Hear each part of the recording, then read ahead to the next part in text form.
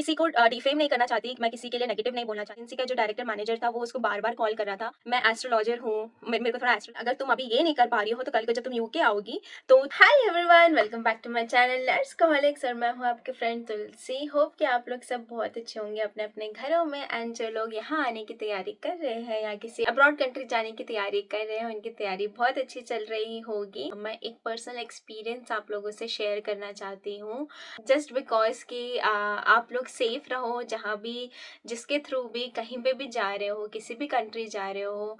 I just want you to be safe. तो without wasting any time let's get started with today's video. हम लोग जब तैयारी कर रहे होते हैं एंड आजकल आप लोग सबको पता है कि बहुत सारी एजेंसीज आ गई हैं मार्केट में जो आप लोगों को रिक्रूटमेंट में हेल्प करते हैं किसी भी बाहर कंट्री में जाने के लिए, चाहे वो यूके हो, चाहे वो यूएसए हो, ऑस्ट्रेलिया हो, जर्मनी हो या कोई भी कंट्री हो। और हम लोग भी इतने एक्साइटेड होते हैं इस प्रोसेस में कि हम लोग चाहते हैं कि हमें जल्द से जल्द एक एजेंसी मिल जाए और हम लोग अपना प्रोसेस शुरू कर दें। हम लोग सोचते भी नहीं हैं ज़्यादा, समझते भी नहीं हैं ज़्यादा और हम लोग जस्ट अपना प्रोसेस स्टार्ट कर देते हैं, विच इज़ आई थिंक थोड़ा सा गलत है। हमें अपना सेफ्टी और ये सोचना बहुत ज़रूरी है कि हम लोग जिस भी एजेंसी के थ्रू जा रहे हैं वो लेजिट है कि नहीं है। सो आजकल लेजिट ऑलमोस्ट सारी एजेंसीज आपको दिखेंगे क्योंकि ऑफ कोर्स जो यूके का प्रोसेस है वो फ्री है। सो आप लोगों को पैसे नहीं देने हैं एंड वो लोग भी आप लोगों से पैसे नहीं मांगते हैं। बट मैं ये तो ज़रूर बोलूँगी कि लेजिट है कि इलेजिट है वो आप लोग को ज़रूर देखना है। बट इसके साथ साथ मैं ये भी आप लोगों को एडवाइस करूँगी कि आप लोग ये देखो कि उस एजेंसी के जो मेंबर्स हैं वो आप लोगों से किस तरीके से बात कर रहे हैं, किस तरीके से बिहेव कर रहे हैं, आपका जो प्रोसेस है वो आप लोगों से किस तरीके से डील कर रहे हैं, समझा रहे हैं कि नहीं एंड सारी चीज़ें ट्रांसपेरेंट रख रहे हैं कि नहीं, ये बहुत ज़्यादा इम्पॉर्टेंट होता है। सो आज की वीडियो में मैं आप लोगों को वही एक एक्सपीरियंस शेयर करना चाहती हूँ। ये मेरा पर्सनल एक्सपीरियंस नहीं है बट मेरी एक बहुत क्लोज फ्रेंड जिसके साथ एक रिसेंटली एक इंसिडेंस हुआ है। सो मुझे लगा कि आप लोगों से शेयर करूँ ताकि आप लोग भी थोड़े से अलर्ट हो जाओ, क्योंकि हम लोगों को पता है कि इंडिया में जो मैक्सिमम नंबर ऑफ नर्सेज है वो सारी लड़कियां हैं। आजकल लड़कों का जो इंटरेस्ट है नर्सिंग में वो ज़्यादा बन रहा है but most of the nurses जो यूके आ रही हैं या दूसरे कंट्रीज में जा रहे हैं वो सारी लड़कियां हैं, लाइक फीमेल नर्सेज। सो मैं किसी को डिफेम नहीं करना चाहती, मैं किसी के लिए नेगेटिव नहीं बोलना चाहती। इट जस्ट मैं किसी का नाम नहीं लूँगी बट मैं एक नॉर्मल जो एक्सपीरियंस जो इंसिडेंस हुआ है वो आप लोगों से शेयर करूँगी। सो ये जो स्टोरी है, ये जो इंसिडेंस है वो आज से 6-7 महीने पहले की है। मेरी जो फ्रेंड थी उसको यूके के प्रोसेस के बारे में उतनी नॉलेज नहीं थी एंड उसने कांटेक्ट भी नहीं किया किसी से, ना मुझे कांटेक्ट किया ना किसी से कि वो एक बार पूछ ले। उसने सोचा कि वो अपना प्रोसेस अपने से स्टार्ट करेगी एंड अपने से लाइक सारे एग्जाम्स देंगी, मतलब एजेंसी एंड एवरीथिंग प्रोसेस वो अपने से करेगी, किसी से डिस्कस नहीं करेगी। तो लाइक उसने जब अपना प्रोसेस शुरू किया, उसको यूके के बारे में नहीं पता था, वो किसी और कंट्री का प्रोसेस स्टार्ट कर रही थी। सडनली उसको एक एजेंसी मिली जहाँ उसने कांटेक्ट किया एंड उस एजेंट ने उसको समझाया कि वो जिस कंट्री का प्रोसेस करना चाह रही है वो बहुत ज़्यादा कॉस्टली होगा, रादर देन वो कंट्री आप यूके जाओ। यूके जाओगे तो वहाँ पे 1-1.5 लाख का खर्चा आएगा एंड आपको फ्री स्पॉन्सरशिप मिलेगी। आप यूके जा सकते हो, यूके जाने के बाद आपको एक एज मिल जाएगा, आप किसी भी कंट्री में वर्क करने के लिए जा सकते हो, वहाँ से आप माइग्रेट हो सकते हो।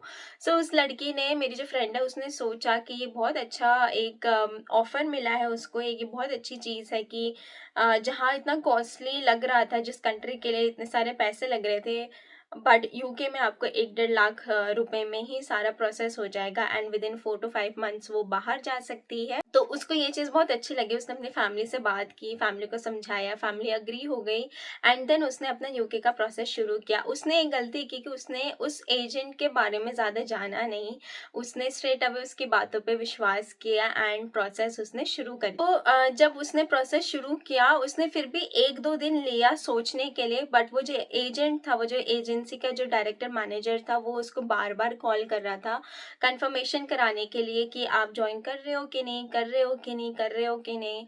एंड उन्होंने ऐसा एक एनवायरनमेंट क्रिएट कर दिया कि उसने हाँ बोल दी एंड उसने प्रोसेस शुरू कर दिया।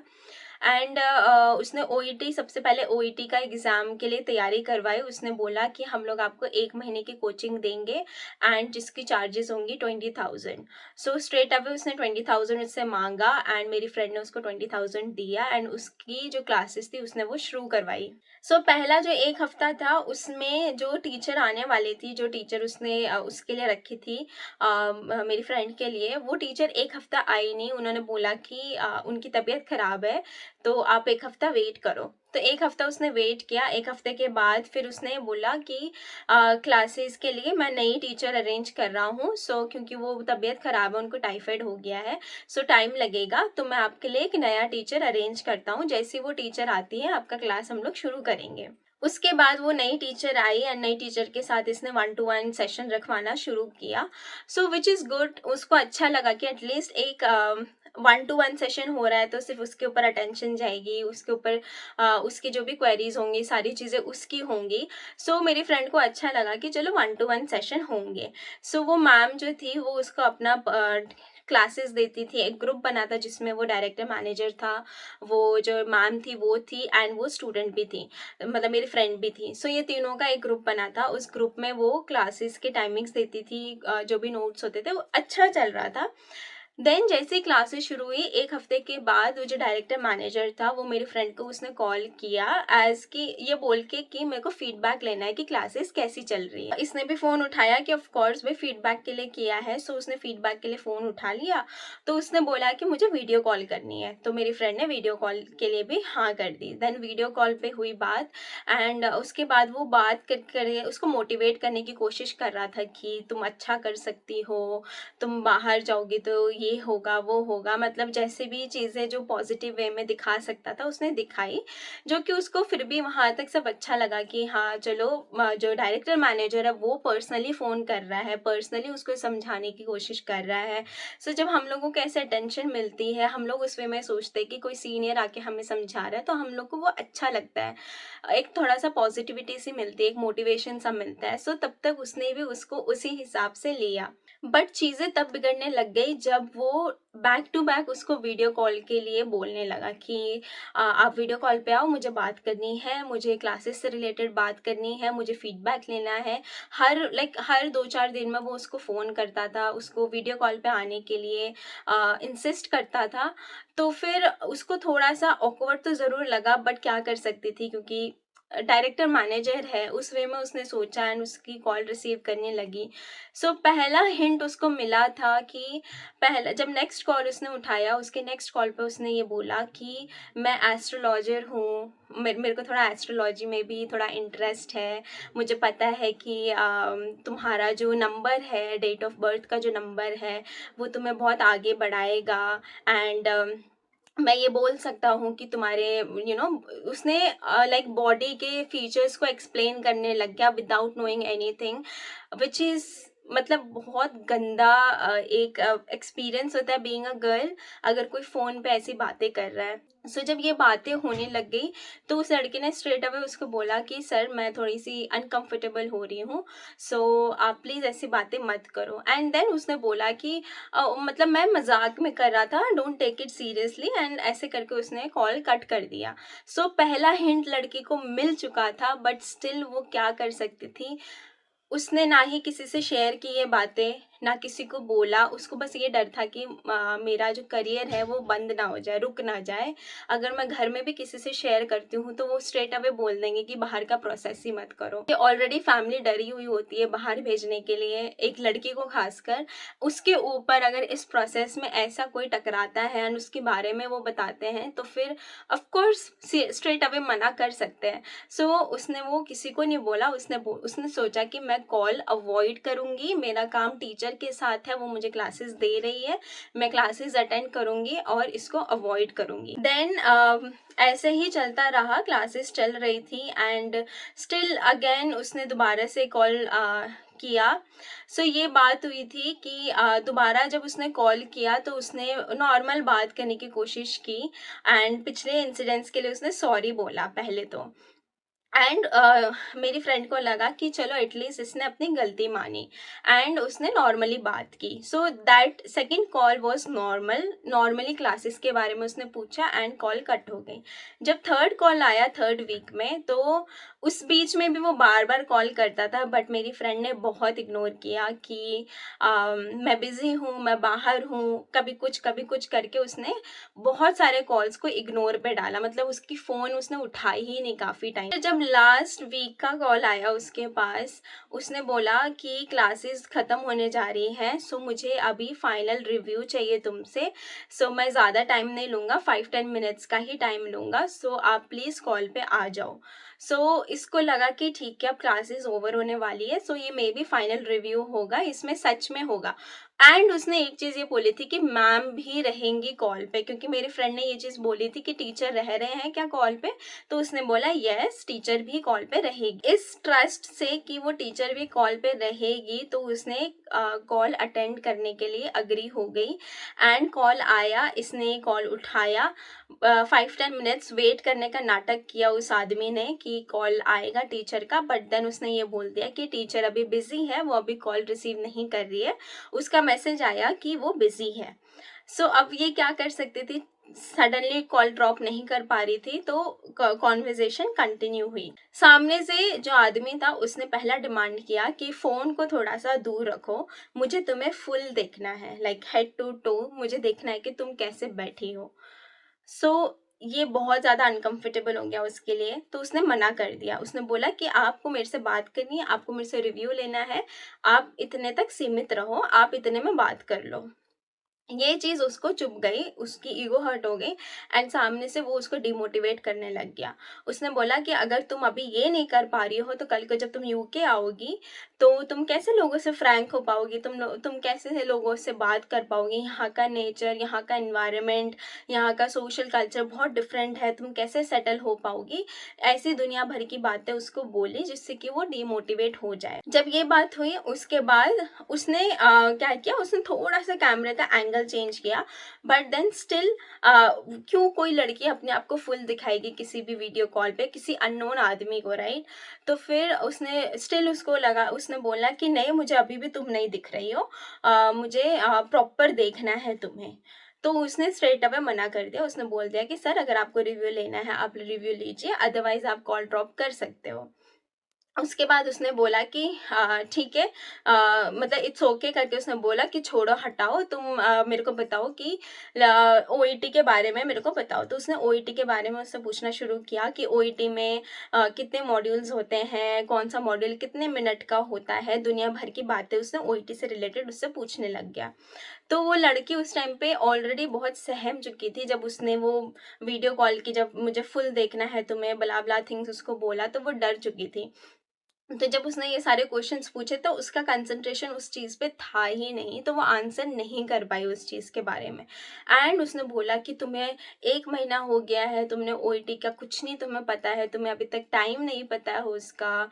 एंड बहुत ज़्यादा उसने उसको डाँटा एक तरीके से।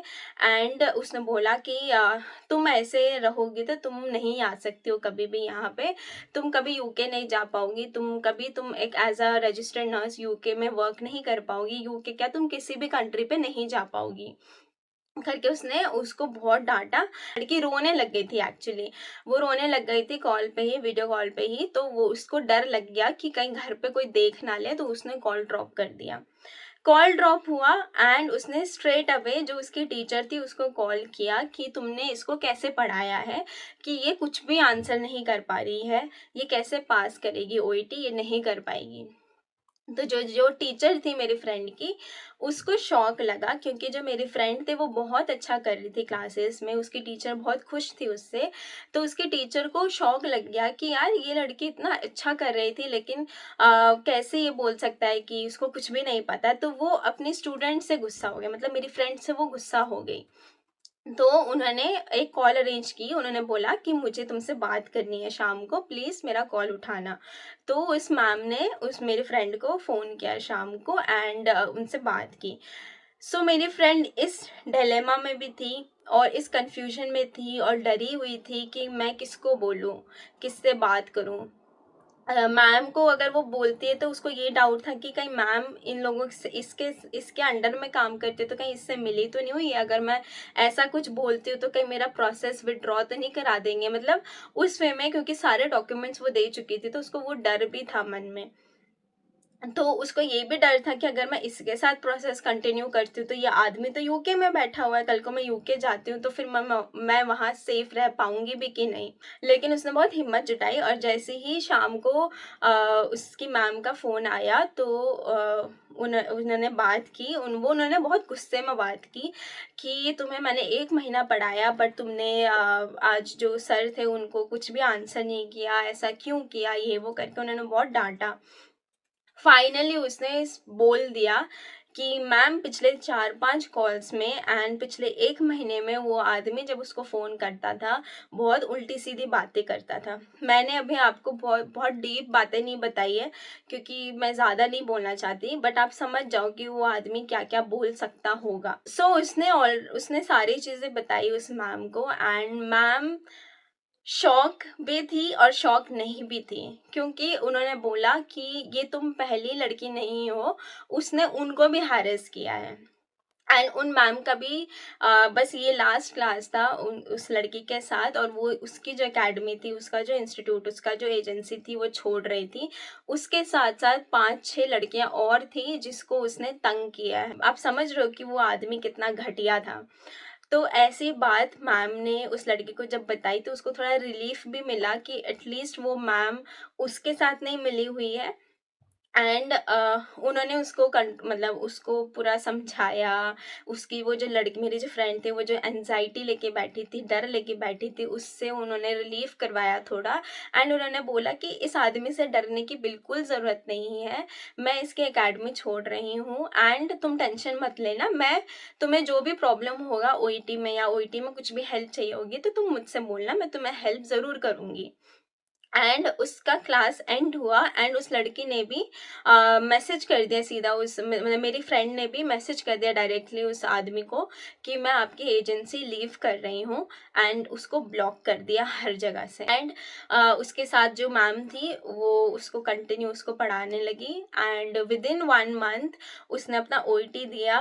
एंड गॉड ग्रेस के वजह से, लाइक भगवान की वजह से एंड उसकी अपनी मेहनत की वजह से भी उसने अपना एग्जाम क्लियर कर लिया, लाइक फर्स्ट अटेम्प्ट में ही। बट ये चीज़ कहीं पे रिपोर्ट करनी बहुत ज़रूरी थी और जो उसकी मैम थी वो यूके के प्रोसेस में थी। उन्होंने उसको उन्होंने उसको एनकरेज किया एंड उन्होंने उसको मोटिवेट किया, हेल्प किया कि तुम आगे जो भी ओईटी क्लियर कर लो, ओईटी क्लियर करने के बाद की जो प्रोसेस होगी उसमें हम लोग हेल्प करेंगे। तब जाके उसमें हिम्मत आई, दोबारा से उसने अपनी हिम्मत जुटाई। अदरवाइज़ वो सोच रही थी कि वो आगे कंटिन्यू नहीं करना चाहिए ये प्रोसेस, क्योंकि उसको विश्वास नहीं हो रहा था कि कौन से एजेंसी के पास वो जाए, क्योंकि पहला एक्सपीरियंस अगर ऐसा था तो उसको ये डर हो गया था कि क्या पता सारे एजेंसी ऐसे होते होंगे, क्या पता कौन सा एजेंट अच्छा है और कौन सा नहीं अच्छा है। एजेंसी थी वो रिक्रूटमेंट ज़रूर दे रही थी, उसने काफ़ी नर्सेस को वो लेके गया, बट इस प्रोसेस में उसने कितनी लड़कियों को, कितनी नर्सेस को हैरेस किया होगा ये तो वो खुद ही जानता है। क्योंकि हमारे सामने, मेरी फ्रेंड के सामने 4-5 लड़कियों के नाम थे, बट क्या पता ऐसी कितनी नर्सेस होंगी जिसको उन्होंने हैरेस किया होगा। रिपोर्ट करना बहुत ज़रूरी था। जैसे ही वो मैम यूके आ गई थी उन लोगों ने मिलके रिपोर्ट किया एंड मेरी फ्रेंड ने भी एक रिटन कंप्लेंट दिया एंड होपफुली वो शायद एजेंसी बंद हो चुकी है, बट स्टिल ऐसा, मतलब ऐसा भी होता है। बट ये चीज़ अच्छी हुई कि एटलीस्ट उसने सही टाइम पे एटलीस्ट शेयर किया किसी से एंड शेयर करने के बाद उसको कहीं से हेल्प मिली एंड हेल्प मिलने के बाद वो उसने दोबारा अपने आप को स्टैंड किया, ओईटी कंप्लीट किया, प्रोसेस लगाया एंड वो लास्ट दिसंबर यहाँ पर रिक्रूट होके यहाँ आ गई, यहाँ पे आके वर्क कर रही है एंड अभी वो बहुत खुश है, अपना लाइफ एंजॉय कर रही है। एक ऐसा पॉइंट आया था जहाँ पे उसने छोड़ दिया था थोड़ा सा भी होप कि वो आके यहाँ पे सेटल हो पाएगी, बट उसने अपने लिए स्टैंड लिया एंड वो यहाँ पे आज इंजॉय कर रही है। इस एक्सपीरियंस से, इस इंसिडेंट से मैंने उससे परमिशन लेके ही ये इंसिडेंट्स बताया आप लोगों से शेयर करना चाहा कि ऐसे और लड़कियां दोबारा सफ़र ना करें आप कोई भी एजेंसी चूज़ करते हो, उनसे बात करो, सारे प्रोसेस के बारे में बात करो, कितना पैसा कहाँ लग रहा है, क्या लग रहा है, उनकी बात करने का तरीका कैसा है, उनको कौन पढ़ाएगा, सारी चीज़ें जान लो, परख लो। कहीं पे भी आपको थोड़ा-सा भी डाउट होता है, उस डाउट को क्लियर करो। अगर कोई आपसे बदतमीज़ी से बात करता है या ऐसा कुछ इंसिडेंट्स होता है आपके साथ, डरने की बिल्कुल ज़रूरत नहीं है। यहाँ पे बहुत सारे एजेंसी है जो आपको आपको जेन्युइनली हेल्प करेंगे, बिना किसी फेवर के आपको यहाँ लेके आएँगे। सो आपको किसी ऐसे ऐरे-गैरे फुद्दू आदमी से डरने की ज़रूरत नहीं है जो ऐसे लड़कियों को हैरेस करता है। बोलो, स्पीक अप, अपने लिए बोलना शुरू करो। अगर कोई सामने से आके बोलता है आपको ऐसे, अगर आपको थोड़ा-सा भी डाउट लगता है या आपको अनकंफर्टेबल फ़ील कराता है, देन एंड देयर उस आदमी को ब्लॉक करो। बथेरी एजेंसीज़ यहाँ पे पड़ी हुई हैं जो आपको हेल्प करेगी। तो ये एक लेसन था आपके लिए, मेरे लिए, हम सबके लिए, जो हमें लेने की ज़रूरत है इस एक्सपीरियंस से, एक स्टोरी से। सो प्लीज़ आप लोग अपने आप को सेफ रखो। इस प्रोसेस में आ रहे हो तो सोच समझ के हर एक एक स्टेप रखो। मुझे बस इस चीज़ का बहुत बुरा लगा कि अब मैं उसकी कहीं से हेल्प नहीं कर पाई, क्योंकि मुझे पता ही नहीं था कि उसने प्रोसेस छेड़ा हुआ है या उसके साथ ऐसा कुछ हो रहा है। उसने मुझे आके भी नहीं बताया। काश उसने बताया होता तो शायद मैं भी हेल्प कर पाती। जब वो यहाँ आई, उससे मैं मिली, तब जाके उसने मुझे ये बताया कि उसके साथ ये सब कुछ हुआ। सो मुझे बहुत ज़्यादा बुरा फ़ील हुआ कि लाइक काश काश मैं कहीं पे भी उसकी हेल्प कर पाती, काश उसने मुझे भी बोला। बट मैं बहुत लाइक हैट्स ऑफ है उसके लिए कि उसने अपना ये जो टाइम था उसने अपने अकेले से सॉल्यूशन निकाला, अकेले से हिम्मत जुटाई एंड कंटिन्यू किया प्रोसेस एंड उस चीज़ के लिए फाइट किया उसने। So hats off. बट अगर आप लोग में से कोई भी है जो अभी इस डिलेमा में है कि कौन सी एजेंसी चूज़ करें या कहाँ जाए, कैसे प्रोसेस शुरू करें, कहीं पे भी डाउट लग रहा है तो आप लोग मुझे कांटेक्ट कर सकते हो। मेरा इंस्टाग्राम का हैंडल मैं डिस्क्रिप्शन बॉक्स पे टाइप कर दूँगी, मेंशन कर दूँगी। आप वहाँ से मुझे इंस्टाग्राम पे रीच कर सकते हो, कोई भी डिलेमा हो, कुछ भी क्वेश्चन आप मुझसे पूछ सकते हो। सो मिलते हैं नेक्स्ट वीडियो में, तब तक के लिए बाय।